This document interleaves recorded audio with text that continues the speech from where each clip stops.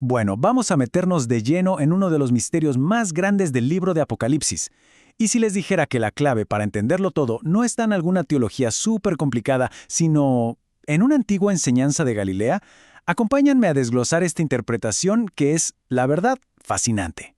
A ver, el capítulo 7 de Apocalipsis nos plantea un verdadero acertijo. Nos presenta dos grupos así bien distintos. Por un lado, los 144,000 sellados y por otro, una gran multitud que nadie puede contar. Entonces, la pregunta es, ¿son el mismo grupo pero visto de dos maneras diferentes? ¿O son dos grupos completamente separados? Justo eso es lo que vamos a intentar descifrar. Para resolver este enigma, curiosamente, no vamos a mirar hacia el futuro, sino todo lo contrario. Vamos a ir hacia el pasado.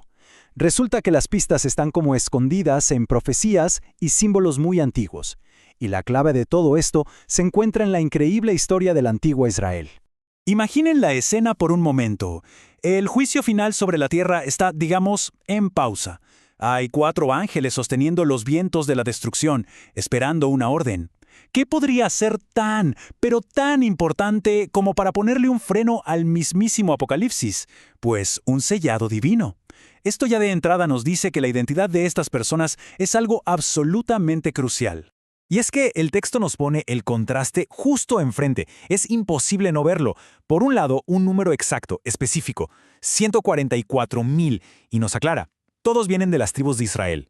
Pero por el otro lado, tenemos una masa de gente tan grande que es incontable, y que además viene de todas las naciones del mundo. Entonces, la pregunta del millón es, ¿cómo se relacionan estos dos grupos? ¿Cuál es la conexión? Y aquí es donde la cosa se pone de verdad interesante, porque la clave para entender ese misterio de talla mundial no está como uno pensaría en un texto súper rebuscado, sino en eventos y símbolos de un lugar muy específico, Galilea. La primera pista, según esta interpretación, se esconde a plena vista en el milagro de la multiplicación. Esos 2 pececitos no son un detalle al azar, para nada. Simbolizan las 2 casas divididas del antiguo Israel, y ambas estaban destinadas a una multiplicación, bueno, asombrosa. Y aquí tenemos la división histórica que lo cambia todo. Por un lado, la casa de Judá, que era el reino del sur. Ellos sobrevivieron al exilio y mantuvieron su identidad. Son el pueblo judío que conocemos hoy. Pero por otro lado estaba la casa de Israel, o Efraín, las 10 tribus del norte. A ellos se los llevaron los asirios, los esparcieron y para el resto del mundo fue como si simplemente se hubieran esfumado de la historia. La segunda pista nos lleva a una profecía muy específica y superpoderosa, una que se le dio a un hombre llamado Efraín. Su nombre se volvió prácticamente un sinónimo del reino del norte, y la promesa que él recibió, bueno, esa promesa va a cambiar la forma en que entendemos todo esto. Esta secuencia es clave porque explica cómo esa antigua profecía se cumplió de una manera que nadie se esperaba. Los descendientes de Efraín fueron esparcidos, sí, pero no es que desaparecieron. Lo que pasó fue que perdieron su identidad hebrea original y se convirtieron, literalmente, en la plenitud de los gentiles, o sea, en esa prometida multitud de naciones. Muy bien, ahora con estas pistas ya sobre la mesa, volvamos al Apocalipsis. Llegó el momento de juntar todas las piezas del rompecabezas y revelar, por fin, la identidad de estos dos grupos misteriosos.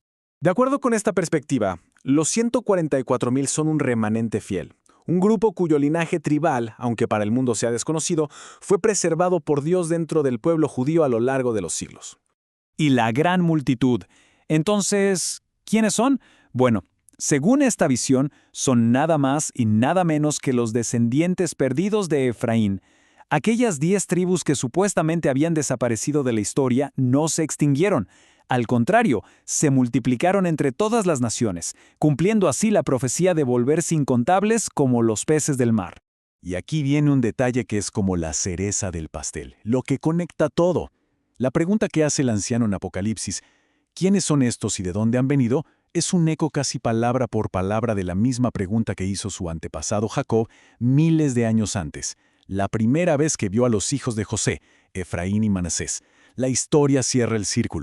Toda esta interpretación nos lleva a una última pregunta, que es fundamental. ¿Qué significa exactamente eso de ser sellado? ¿Qué es en realidad este sello del Dios vivo? El sello del que nos habla Apocalipsis, de acuerdo con esta lectura, no es una marca física, es algo mucho más profundo. Se trata de un regreso espiritual. Es la recuperación de una identidad que se había perdido, un retorno al pacto original que Dios hizo con todo Israel, allá en el monte Sinaí. Entonces, este sellado se convierte en el acto final de una historia milenaria de separación. Es la reconciliación que ya se había profetizado entre las dos casas: Judá, el remanente judío, y Efraín, la multitud esparcida entre las naciones, finalmente se vuelven a unir como un solo pueblo. Y todo este análisis nos deja con una idea final, una idea bastante provocadora. Si esta interpretación es correcta, lo que sugiere es una reconexión profundísima entre los grupos de fe de hoy en día y sus antiguas raíces hebreas. Y eso, bueno, eso desafiaría por completo las divisiones que han definido la historia durante los últimos 2000 años. Es algo para reflexionar sin duda.